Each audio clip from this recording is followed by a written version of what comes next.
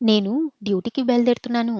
తలుపేసుకో అని చెప్పగానే చేస్తున్న పని ఆపి అదూర్ధంగా వస్తూ, నేను చెప్పిన విషయం గుర్తుంది కదా! కిందటిసారిలాగా జరగనీయకండి. మీ కొత్త సార్‌తో మాట్లాడతారో, మరేం చేస్తారో, తోట పని మాత్రం ఒప్పుకోకండి. సరేనా? వింటున్నారా? అంటూ నా భార్య పద్మ ఇంకా ఏదో చెప్తుండగానే నేను బస్ స్టాప్‌కు బయలుదేరాను. డీఐజీ క్వార్టర్స్‌లకు వెళ్లే బస్సు సిద్ధంగా ఉండటంతో ఎక్కి కూర్చున్నాను. పద్మ మాటలు ఇంకా చెవిలో వినిపిస్తున్నాయి.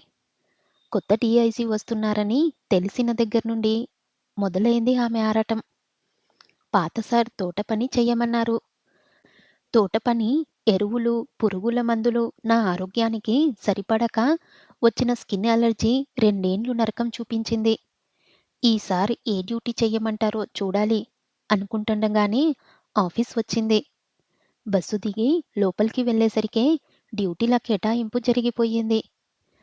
హడావుడిగా మాట్లాడుకునేవారు కాస్త నన్ను చూసి, శ్రీను వచ్చావా?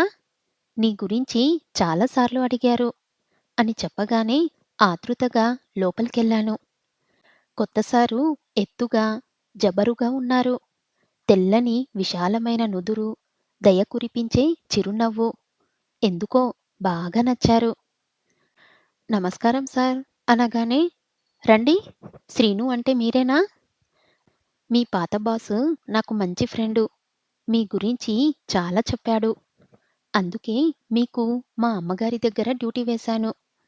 మీకు పెద్దగా కష్టం ఉండదనుకుంటాను. మీ డ్యూటీ వేళల్లో మా ఇంటికి వచ్చి మా అమ్మగారి దగ్గరే ఉండి ఆవిడ మాట్లాడింది వినడం. అంతే. ఇప్పుడే మా ఇంటికి వెళ్ళి డ్యూటీలో జాయిన్ అవ్వండి. నిర్వికారంగా సార్ ఇంటికి వెళ్ళాను. వంటావిడ అనుకుంటా. అమ్మగారికి నన్ను పరిచయం చేసింది. నమస్కారం అమ్మగారు అంటుండగానే, ఆ నమస్తే. నువ్వేనా సీన్ అంటే?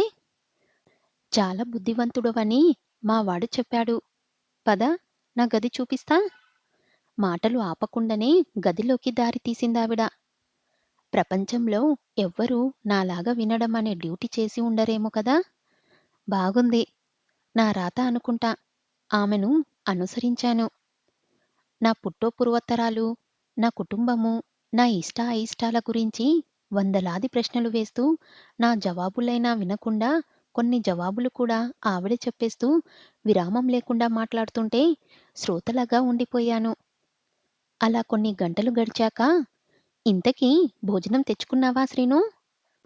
అన్న ఆమె ప్రశ్నకు నాకు మాట్లాడే అవకాశం వచ్చింది.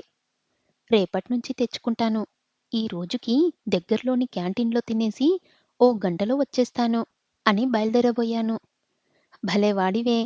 నేను తినాలిగా, నాతో బాటే నువ్వును అంటూ నా జవాబైనా వినకుండానే కుమారీ, మా ఇద్దరికీ వడ్డించు అన్నారు. వంటావిడ చిత్రంగా చూస్తూ వడ్డించసాగింది. చేతులు కడుక్కొని, రా నాయనా, ఇలా నా పక్కన కూర్చో. ఉదయం ఏమైనా తిన్నావో లేదో అడగ్గానే, లేదు, మొహమాటంతో నువ్వు చెప్పలేదు. నా మాటలతోనే కడుపు నింపేశానేమో. ఇక రోజు నీ భోజనం నాతోనే. నువ్వు తినకూడనివి ఏమైనా ఉంటే చెప్పు. అవి తప్ప అన్నీ నేనే దగ్గరుండి వడ్డిస్తా. సరేనా? అని ఆమె అంటుంటే బిడియంగా నిలబడిపోయాను. అంత పెద్ద బాస్ ఇంట్లో నాలాంటి చిన్న స్థాయి ఉద్యోగి అంత చొరవగా భోజనం చెయ్యడం నేను కలలో కూడా ఊహించలేని విషయం.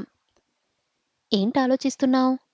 అన్నం చల్లారిపోతుంది అంటూ నా చెయ్యి పట్టుకొని పక్కనే కూర్చోబెట్టుకొని, ఇదిగో, ఇది బెల్లం ఆవకాయ, వెల్లుల్లి కారం, అన్నీ నేను చేసినవే. నీక్కూడా నేర్పిస్తాలే. మీ బాస్‌కి నేర్పా అంటూ భోజనం చేస్తున్నంతసేపు ఆప్యాయంగా వడ్డిస్తూ మాట్లాడుతూనే ఉన్నారు. ఆ రోజు మొదలు ఆమె వాక్రువాహంతో బాటు ఆమె వాత్సల్యంతో తడిసి ముద్దవుతూనే ఉన్నాను. మొదట్లో ఉద్యోగధర్మంగా వినే నేను రాను రాను ఆమె మాటలను శ్రద్ధగా ఆలకించసాగాను. ఎన్నో అనుభవాలు, జ్ఞాపకాలు, విశేషాలు, విజ్ఞానాలు ఆమె ముచ్చట్ల రూపంలో దొర్లిపోతూ ఉండేవి. అవి ఎంతో అమూల్యంగా అనిపించేవి. ఓ రోజు కొత్త చీర ఒకటి నా చేతిలో పెట్టి, నాకెంతో ఇష్టమైన నెమలి కంఠం రంగు చీర నాతో పాటు మీ అమ్మగారికి తీసుకున్నాను. ఈసారి కలిసినప్పుడు ఇవ్వు నాయనా అంటూ నేను వద్దండి అనేలోగానే అన్నట్టు మీ అమ్మగారు నాలాగానే మాట్లాడతారా? విసుగు, విరామం లేకుండా? అయినా ఇంత ఓర్పుగా, ఆధారంగా వినే నీలాంటి కొడుకుంటే ఏ తల్లైనా ఎందుకు మాట్లాడదు? అని ప్రశ్న, జవాబు ఆవిడే చెప్పేశారు. ఎప్పటిలాగనే. నా చిన్నప్పుడు ఈ నెమలి కంఠం రంగు పరికిణి వేసుకొని పాటల పోటీలో పాడితే ఫస్టు వచ్చాను తెలుసా? సినిమాల్లోకి అమ్మాయిని పంపుతారా అంటే మా నాన్నగారు కూడదు అన్నారు. ఆ ఛాన్స్ అలా పోయింది. అప్పుడలా పంపితే పెద్ద సింగర్‌నయ్యి ఉండేదాన్ని అంటూ గతంలోకి వెళ్ళిపోయారు. ఇలా మాటలు పెంచుకుంటూ వెళ్ళే ఆవిడ అలవాటు వల్ల ఆమెకు దూరంగా జరిగిపోయిన బంధువులు ఉన్నారు. 10 మందిలో పుట్టి 10 మందిలో పెరిగాను. ఇప్పుడు మనుషుల కోసం మొహం వాచిపోయాననుకో అంటూ వాపోయే ఆమెకు ఎవరు పడితే వారు నచ్చరని, నేనెందుకో బాగా నచ్చానని, తనకంటే కూడా ఆత్మీయుడైపోయానని సారంటుంటే వారి పెద్ద మనసుకు పొంగిపోయాను. అంత బాగుంది అనుకున్నంతలోనే మనసులో అలజడి మొదలయ్యింది. ఈ మధ్య తరచుగా అమ్మగారు మాటల్లో పల్లెల్లో ఉన్న మా అమ్మగారి గురించి ప్రస్తావించడం వల్లనేమో అమ్మ పదే పదే జ్ఞాపకం వస్తుంది. అమ్మగారు ఏం మాట్లాడినా చేతులు కట్టుకొని వినే నేను అమ్మ మాటలకు దొరకకుండా తప్పించుకుంటూ తిరిగిన వైనం గుర్తుకొస్తుంది. మా గ్రామంలో హైస్కూల్ లేనందున తమ్ముడు, చెల్లి, నేను చాలా దూరం వెళ్లి చదివేవాళ్ళం. తెల్లవారేసరికి చద్దన్నం, మధ్యాహ్నం భోజనం అన్నీ సిద్ధం చేసేస్తే పరుగులు పెట్టి బస్సెక్కేవాళ్ళం. అలసి సొలసి ఏ చీకటి పడ్డాకో ఇంటికి వచ్చి అన్నం తిని పడుకునేవాళ్ళం. మాకెప్పుడూ అమ్మతో మాట్లాడే తీరిక ఉండేది కాదు. సెలవు రోజుల్లో ఆటలు, చదువులతో సరిపోయేది. ఒరేయ్ పెద్దోడా! అంటూ అమ్మ ఎప్పుడు నాతో మాట్లాడాలని వచ్చినా చదువుతున్న పుస్తకంలో నుండి తలెత్తకుండానే ఆ! ఊ అంటుంటే చూసి చూసి మాటలాపేసి వెళ్ళిపోయేది. ఆమె ఎంతో ఆసక్తిగా చెప్పాలనుకున్న విషయాలు నాకంత ప్రాధాన్యం ఉన్నవిగా అనిపించేవి కాదు. ఉద్యోగం వచ్చి దూరంగా వచ్చాక ఈ మధ్య మాటలు ఇంకా తగ్గిపోయాయి. ప్రతివారం అమ్మ ఫోన్ చేసేది. ఏమడిగినా ఆ! ఊ అలాగే అంటూ పొడి పొడిగా మాట్లాడేసరికి ఆమె మరీ మాటలు పొడిగించేది కాదు. పెళ్ళై నాకు సంసారం ఏర్పడ్డాక అప్పుడప్పుడు అమ్మ వచ్చి నాతో ఉండేది. ఆఫీస్‌కు వెళ్ళకముందు పేపరు వచ్చాక టీవీ పెట్టుకొని ఉండేవాణ్ణి. వీలన్నప్పుడల్లా అమ్మ నాతో మాట్లాడే ప్రయత్నం చేసేది.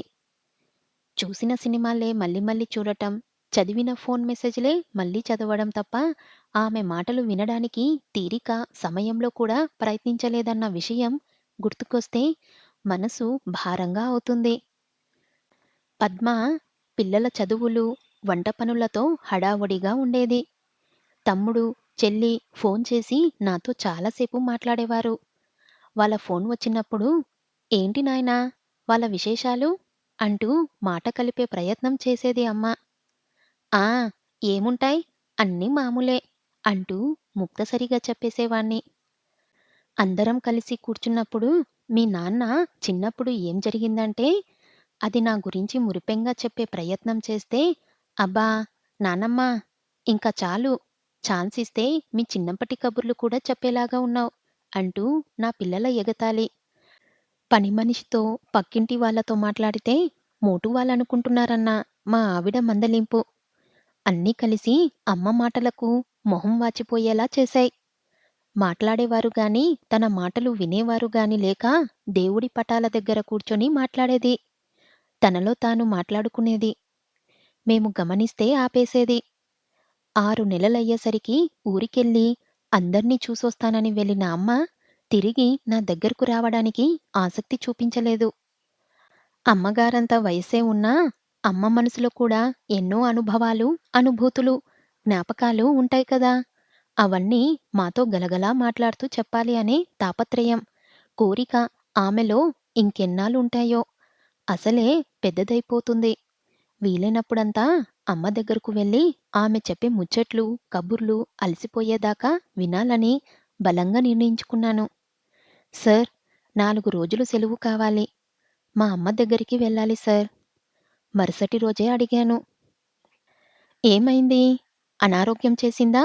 అని ఆయన ఆందోళనగా అడుగుతుంటే, మా అమ్మ మాటలు వినాలని ఉంది సార్ అంటూ ఆయన కళ్ళల్లోకి చూసి చెప్పాను. నా మొహంలో, మాటల్లో ఆయనకు ఏమర్థమైందో తెలీదు కానీ, వారం సెలవు తీసుకొని వెళ్ళరా అన్నారు. ఆలస్యం చెయ్యకుండా ఇంటికొచ్చి అమ్మగారు ఇచ్చిన నెమలికంఠం రంగు చీరతో పాటు మిగతా వస్తువులు బ్యాగ్లో సర్ది మా పల్లెకు వెళ్లే బస్సు ఎక్కి కిటికీ దగ్గర గాలి తగిలేలా కూర్చొని వెనక్కి వాలుతూ అమ్మ మాటల మాధుర్యాన్ని తెలుసుకునేలా చేసిన అమ్మగారికి మనసులోనే వందనాలు చెప్పుకున్నాను.